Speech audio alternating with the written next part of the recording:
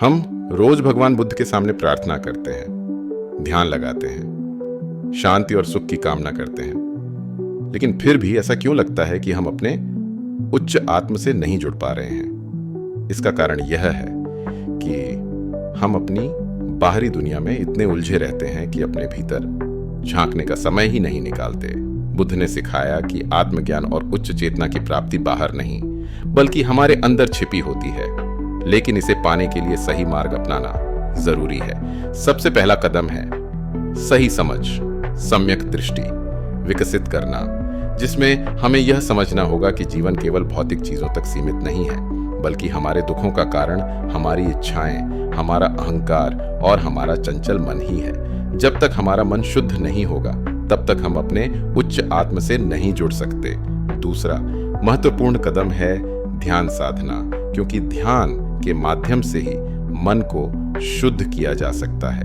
बुद्ध कहते थे कि जब हमारा ध्यान सांसों पर टिकता है तो मन शांत होने लगता है और हम भीतर की यात्रा शुरू कर सकते हैं।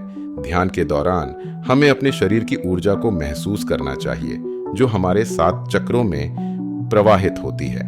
इन चक्रों में सबसे महत्वपूर्ण आज्ञा चक्र या तीसरा नेत्र, थर्ड आई है, जो हमारी अंतर्ज्ञान शक्ति और आध्यात्मिक जागरूकता को बढ़ाता है। यह हमारे दोनों भौहों के बीच स्थित होता है और जब यह जागृत होता है तो हमें गहरी आत्मदृष्टि और दिव्य ज्ञान की प्राप्ति होती है। इसे सक्रिय करने के लिए हमें नियमित रूप से ध्यान में बैठकर अपने मध्य ललाट पर ध्यान केंद्रित करना चाहिए। इसके अलावा शुद्ध आचरण शील भी आवश्यक है, क्योंकि यदि हमारे कर्म शुद्ध नहीं होंगे तो ध्यान का कोई लाभ नहीं होगा। जब हम सत्य बोलते हैं, करुणा और दया से भरा जीवन जीते हैं, तो हमारा मन हल्का और शुद्ध हो जाता है, जिससे उच्च चेतना से जुड़ना आसान हो जाता है।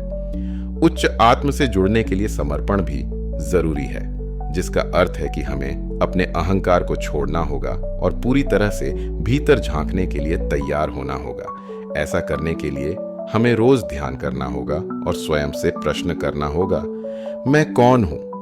मेरा असली स्वरूप क्या है? जब हम इन प्रश्नों के उत्तर अपने भीतर खोजने लगते हैं तो हमें सच्चा आत्मज्ञान प्राप्त होता है।